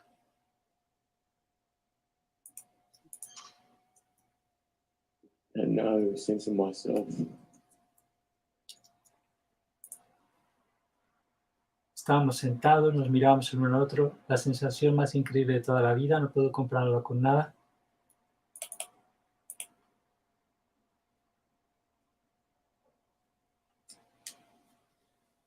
En realidad, ahí le ha faltado decir, y creo que no lo va a comentar Jesús tampoco, el tema del amor de Dios, que es más fuerte, en el fondo, desde otra manera, claro, no se podrán comparar de todas maneras.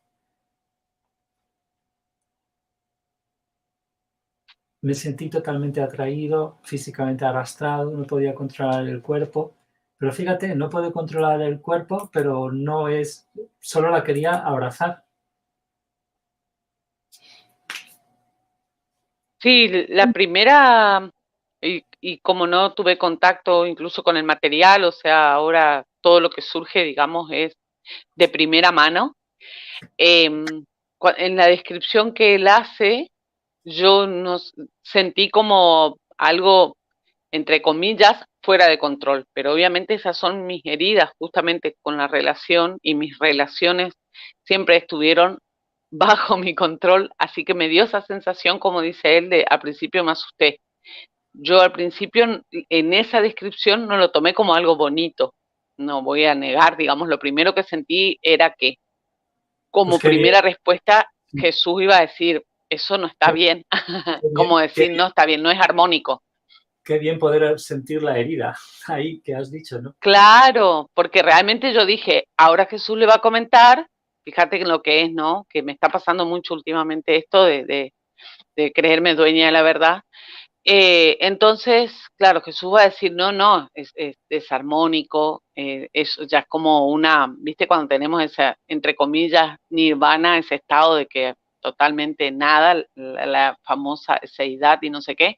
Entonces yo dije, no, cuando él dice no tenía conciencia de mí, yo ya tomé como que realmente estaba, pero no, terminó siendo algo muy hermoso y bueno, claro, ahí veo yo mi control el miedo que le tengo a todo eso. Sí, tenemos terror a lo que Dios creó, que es un alma. Si todo esto es verdad, pues imagínate el terror que tenemos solo el hecho de ser un alma. O sea, porque ser un alma es el alma completa, así que la hemos liado. Sí, me vino súper bien su Mm. experiencia para verme.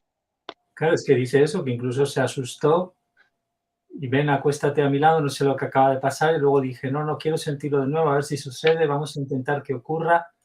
Y ella estaba ahí sentada, yo volví directamente al tema, a sentir, solo quería abrazarla, así que nos quedamos allí 10 minutos más o menos, solo abrazados, y era como si no tuviera un sentido, una sensación de sí mismo, ¿no? Perderse en ese nirvana que has dicho, tan famoso, que curiosamente es curioso con los espíritus, es todo intervención de espíritus, porque no es con Dios. En el budismo, por ejemplo, no estaba abierto el amor de Dios, que si dijeras, no, pues es que están recibiendo amor de Dios, ahí sí tiene sentido el nirvana, entre comillas, pero es que no es ni eso, es como sentir el amor ya intrínseco a la propia alma y facilitado por los manejos, a lo mejor, en un grado o en otro, casi siempre, no a lo mejor, casi manejos de espíritus en nuestra aura, en nuestras heridas, o sea, y toda la variedad que queramos, que tiene que ver además con lo que te he dicho al principio, que estaría bien que un día comentemos el caso concreto que me pasó.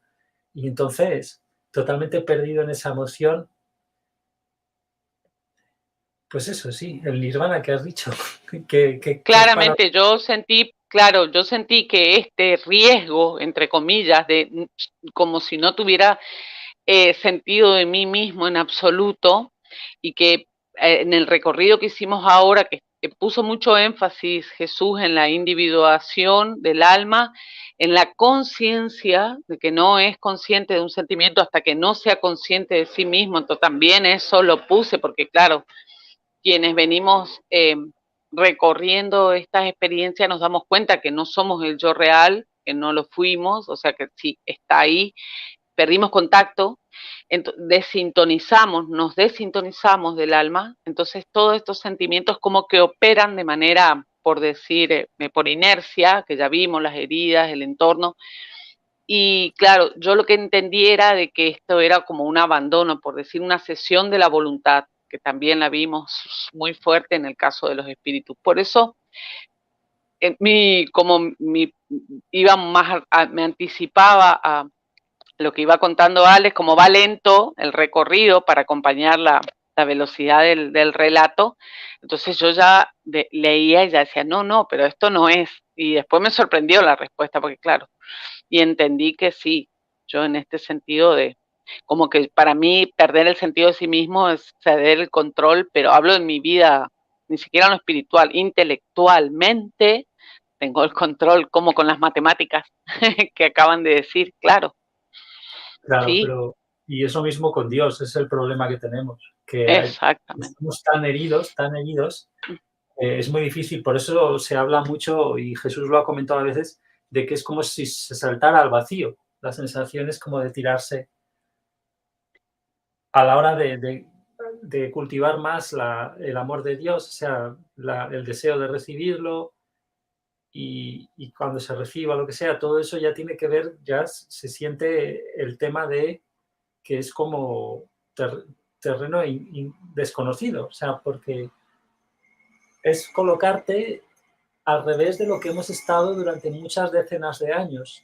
Hemos estado colocados en la fachada mirando desde ahí el mundo, y ahora es colocarte nada más y nada menos que con el apoyo del amor de Dios, o en el caso de Alex, con esta experiencia más secundaria, digamos, que es menos fuerte, el alma gemela, a colocarte allá el apoyo ahí, o sea, estar ahí, y eso es el vacío, claro, porque tenemos muchos años, a diferencia de los niños, vividos en la fachada, claro. Sí. O sea, hemos estado en esta individualización del alma, pero en lo que sirve para seguir en las heridas, que no es el destino, claro, o sea, no es lo que por ley está hecho para ser y por eso todas las leyes van ahí para corregirnos a nivel colectivo, con todas estas crisis, a nivel individual, es brutal. Nada de físico en ello, y ahí le dice Jesús con cachondeo, ¿no? Es bastante bueno, ¿eh? Sí, pero no había nada físico, insiste, ¿no? Y claro, después de un tiempo lo que sucede en esta conexión es que aunque todavía te sientas así, pues vinculado sexual y físicamente, pues eso ya pierde relevancia, ¿no? Pierde importancia. Y bueno, tuvimos sexo y le dije, no te ofendas, pues estuvo bien, pero nada comparado con lo de antes. Y aquí viene la observación esta. Imagina el acto sexual, imagínatelo ocurriendo mientras estás en esa transacción de unidad emocional con el alma gemela. Y ahí te puedes ya hacer una cierta idea de lo potente que es, ¿no? Estar en unidad con tu alma gemela. O sea, ese es un estado que va creciendo en potencia a lo largo de todos los planos. O sea, imaginémonos, hasta que se da la fusión en el 36. Y pasa a otro nivel, es como otra pantalla de videojuego, se cambia el videojuego. Sí. Totalmente. Y que en el fondo es un anhelo constante, porque siento que a pesar de que dentro de todo esta fachada, este baile de máscaras que hemos creado, la pulsión, entre comillas, sigue siendo como, no sé si la palabra sería honesta porque no encaja, pero la pulsión sigue siendo genuina en cuanto a anhelar esa relación, que sin embargo, obviamente, como él lo dice todo el tiempo, aunque está todavía en la parte técnica, pero rescata de que, bueno, visibiliza muchísimo las heridas y desde qué lugar estamos filtrando este tipo de vínculos. Porque siento que de alguna manera quienes buscamos, por eso digo, una suerte de cacería ahora con las redes, con oferta, demanda, o sea que ya se ha, como todo lo que estamos haciendo, ya se ha distorsionado bastante y creado mucho dolor, mucho daño y mucho dolor, la forma en que encaramos esto, pero que en el fondo siento yo que el anhelo, por decir, o la llamita que impulsa, aunque lo hagamos bastante mal, es el anhelo de ese encuentro. Es que es tu otra mitad, básicamente es como tú mismo. Qué paradójico es que es cuando nos encontramos con nuestros propios deseos, cuando es más fácil encontrar el alma gemela, y uno de los que la sociedad promociona hoy en día es la vocación, incluso el deseo de pornografía, es decir, de convertirse en actor, incluso salen en la televisión, son entrevistados, actrices, actores, o sea, como si fuera un deseo, una vocación, y es una industria súper poderosa. Y fíjate, o sea, porque tú no puedes decir, o sea, podríamos hacer una película de terror con ese motivo, ¿no? Me he encontrado con mi alma gemela ya que comparto el deseo puro de acostarme con todos los que puede, con todas las que puede. Y ya no digamos lo del transgénero, que se ha hecho medio religión casi, lo de los transgéneros, se está metiendo por leyes y cosas. Ahí está súper tremendo. Sí, muy potenciado con la sexualidad, es muy elocuente, digamos, pero el daño. Algunas partes de las élites o de algo sabrán que la salud mental de las personas depende de cuidar lo que siempre se ha llamado moralidad. Por lo tanto, no sé, a mí es una cosa que me obsesiona por un lado, si habrá partes de las élites, sabemos que están muy, muy influidas por desencarnados muy negativos, pero también hay por positivos que saben que el dominio y el control y un poder, digamos, de mando más justificado viene cuando, por decirlo pronto y mal, eres de buena familia, has tenido un ambiente más o menos, sí, con tus heridas emocionales, porque todo el mundo está, pero bueno, tus padres no veías que se pegaban delante de ti, no veías borracheras, no sé qué, no sé cuántos. O sea, por ley además se ve que muchas veces las personas que son de buenas familias tienen cierta coherencia, autocuidado, todo eso, ¿no? ¿Cómo lo ves eso? En relación con el alma gemela, puede que ellos coincidan más con sus almas gemelas, o incluso que se lo soplen, que se lo digan los espíritus que están intentando, fuera del amor divino, claro, pero están intentando controlar la tierra. A mí eso me obsesiona por un lado. Perdona, ¿qué decías? No, la verdad es que no, como que, a ver, en un recorrido, por decir, de registros que yo tenga, es una cuestión más intuitiva. Sí, en un estado, no sé si la palabra sería más puro o preservado, es como que naturalmente, o sea, es un poco lo que trata de responder Jesús cuando habla de la clonación y de la fertilización in vitro, es algo que sucede en el marco de las leyes independientemente de las circunstancias, como que siento que sí, que es visible, es posible, digo, que realmente sea permeable a todo esto. Pero no tengo registro, no conozco, es sumamente intuitivo lo que estoy diciendo, por lógica sería un poco, ¿no? Que Sí, se bueno, habilitan esas posibilidades. Lo que te he dicho, con lo que ya hemos visto muchas veces sobre el poder de gobierno del alma, Sí. el alma con más estado con más limpieza en cuanto a las heridas, pues tiene capacidad natural para hacerse más responsable de más deseos armónicos. Sí, totalmente.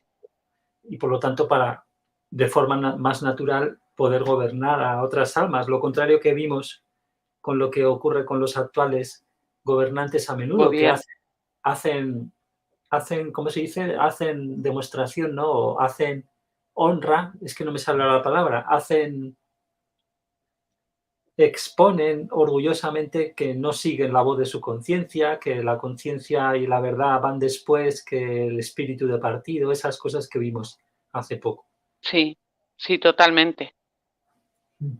Y incluso una vanaglorización del poder por sobre otros. Estaba leyendo justamente, de acuerdo a las circunstancias que estamos viviendo, como que Dios no impone la verdad y que jamás pondría un revólver en la cabeza de alguien para que la acepte, que justamente acá habla del libre albedrío y cómo, en qué medida nos consideramos poderosos en cuanto podemos exigir el cambio de opinión de alguien a través de la violencia, de la forma que sea, considerándonos más poderosos. Incluso Jesús dijo, si, como lo dijo acá, si estuvieras en este recorrido que hicimos recién, si estuvieras sintonizado con el alma, realmente no podrías ni siquiera crear desde el pensamiento un acto de violencia en contra de alguien, porque sentirías inmediatamente el dolor en el momento.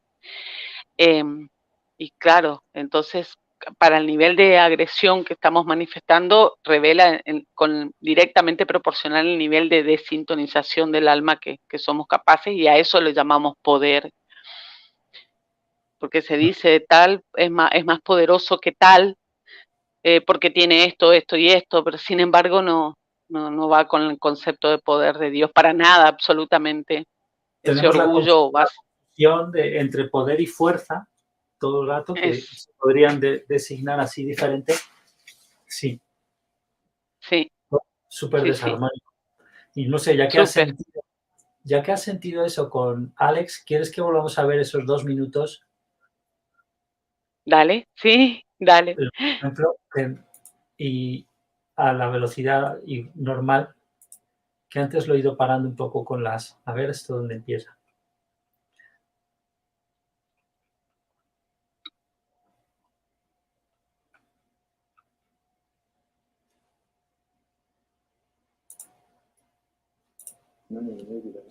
And where this happened, where one person died and the organ was given to another person, and then that person felt influenced to contact the husband of the original person.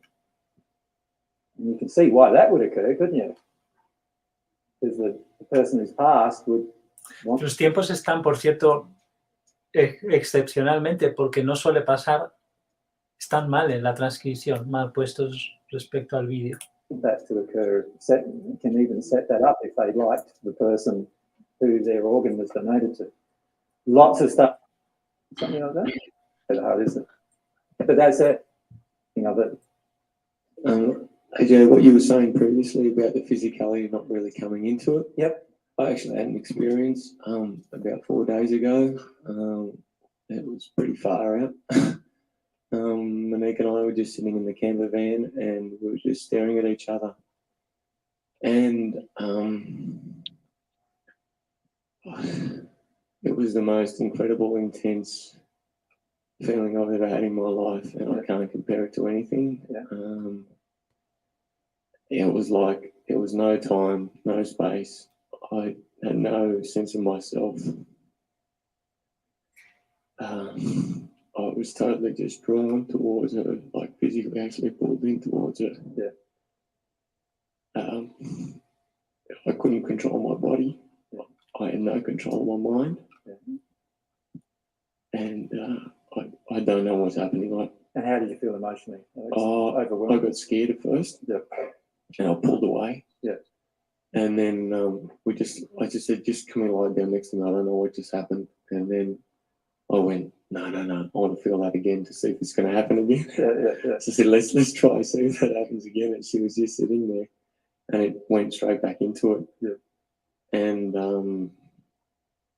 like I just wanted to hold her, and so we just sat there for about 10 minutes or so, and I was just hugging her, and it was like I had no sense of myself at all. I was just totally lost in this emotion, in this feeling. It was just so overwhelming. So there was no physicality involved. It's pretty good, isn't it? Oh yeah. But there was no physicality involved. Like I couldn't. And after a while, what happens in your connection with your soulmate is and when I say the physical side, you still feel sexually and physically bound to each other, but it becomes almost unimportant. Well, we actually had sex after that, and I said to her, like, no offense, babe, like that was good. That was good, but not as good. But that was nothing compared to it. Exactly. And that's the thing, is that a lot of times when we're then involved in the sex act, we disconnect from this emotional transaction. If you can imagine the sex act occurring while the emotional transaction is occurring, then you'll get some idea of what it's like to be at one with your soulmate. Yeah, well, there's a lot of emotional errors still there with sexuality.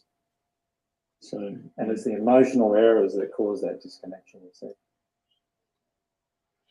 Aquí fíjate cómo asiente ella, no sé si hay muchos errores emocionales en mi sexualidad, como diciendo, ay, menudo que me ha tocado aquí. No sé qué. Es gracioso la última parte esta, mira, estos 10 segundos. Ahí es donde está diciendo, tiene muchos errores. Emotional errors still there. Mira que cada pone. Emotional errors that cause that. Y esto lo dice Jesús, y son los errores emocionales los que causan la desconexión. Eso no lo dice él, que antes se me ha pasado el cambiarle la línea. Pero ahora comenta, te habrá surgido algo, pero que no se me olvide comentar sobre el diseño original, ¿no? Cómo, entonces, que lo planteemos bien. Pero, ¿ibas a decir? ¿En qué sentido, Iván? Pues imagínate crecer en una tierra sin tantos problemas, ¿cómo está años de lo que vemos ahora? Porque los niños hemos visto que atraerían muy pronto al alma gemela y, por lo tanto, tendrían experiencias de éxtasis, no solo con Dios, de recibir el amor de Dios, que es lo más gordo, sino, además, para colmo, con el alma gemela antes y muchas veces de tener la sexualidad desarrollada. O sea, imagínate qué diferente actitud a la hora de que llega la sexualidad. O sea, ni siquiera tendrían, para empezar, no tendrían la regla, el periodo, las mujeres, si no quieren un hijo, y lo tendrían, pero no lo harían aposta, eso de no tener la regla, sino, no, bueno, es que, a ver, ya estamos como Dios, nunca mejor dicho. Entonces, vamos a ver, deseos, ¿no? Si ya estamos deseando relación con Dios todo el rato, luego encima el alma gemela, luego un entorno maravilloso, la tierra, gente, amigos, o sea, esto, vamos a ver, y de repente, o sea, ni siquiera, ya hemos visto el diseño original en otro taller, que lo vimos juntos, no hace falta tener la regla, no sé qué, a no ser que tengas un deseo de tener hijos, lo cual no puede salir de tener deseo de tener hijos, si eso, o sea, que no se le ocurre al alma o sea, no hay ninguna necesidad de eso. Entonces, imagínate que todas esas experiencias acumuladas durante años, desde que tienes 5 o 6 años de edad, ¿cómo llegas al desarrollo de la sexualidad? O sea, ¿qué celebración es? ¿Qué contexto más diferente? O sea, brutal. Sí, yo lo relaciono, Iván, como con un poco lo que dice Alex de perder esa sensación de control, digamos, como que ya, porque viste que la regulación que hacemos, la planificación de nuestra vida conlleva mucho esfuerzo, mucha mentalidad, cuándo es el momento, cómo las cosas, o sea, mucho evaluando costo-beneficio, o sea, muy separado de algo que funcionaría solo. Y en función de nuestros deseos. Me hiciste acordar en este momento una viñeta de Tute, ya que al principio compartiste mi Instagram, bueno, que uso viñetas, y hay una viñeta de Tute donde habla un niño a una niña y dice, después de los alfajores de chocolate son lo mejor en mi vida. Y me río porque, claro, son dos niños hablando, o vos y los alfajores de chocolate son lo mejor de mi vida, como esto de los deseos y las cosas que me encantan, y ya conectan, y tenemos registro, yo tengo registro de un niño que me gustaba en las que ni nada, no recuerdo ni su nombre, sé que me gustaba mucho cuando yo iba al jardín en Buenos Aires, tenemos ese amor, ese primer amor, entre comillas, esa atracción hacia alguien de pequeñitos. Sebastián también en la canalización que vimos de este espíritu ateo, también encuentra a su alma gemela y era una niña con la que jugaba de pequeño, sí. Es algo que sucede con más frecuencia de lo que creemos, ¿no?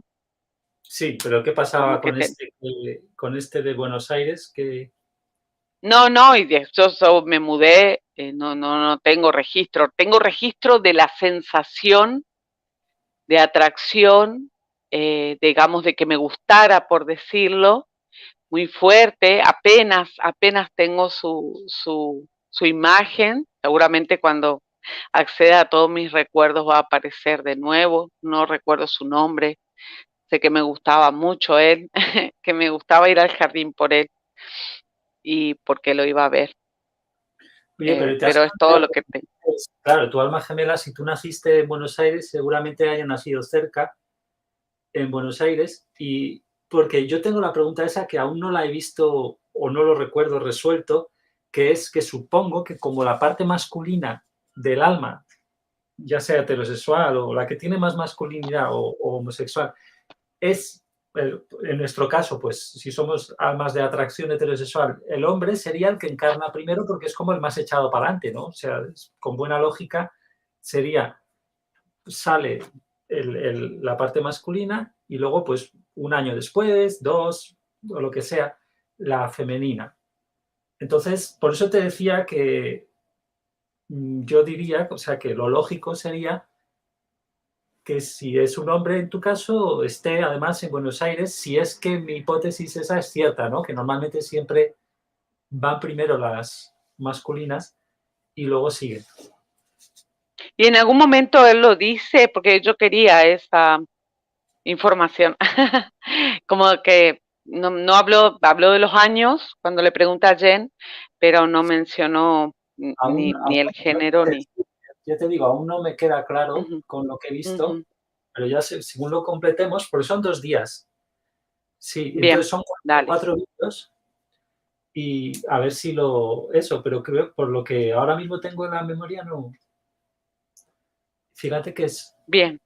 Pero es muy básico. Yo creo que a lo mejor sí lo ha dicho y no me acuerdo de cuándo, ni cómo, ni... Pero bueno, entonces, descansamos 5 minutos si quieres, o un día, o 2. Ahora lo pensamos nosotros, no hacer un vídeo muy largo y ya seguimos en el siguiente a partir de Sí, vale. muchas gracias, Iván. Sí, Pues la verdad gracias. es que es muy grato experimentar. Pues sí, nos despedimos también de tus fans, Del público. millones de seguidores, y pues nada, aquí le doy a finalizar. Gracias.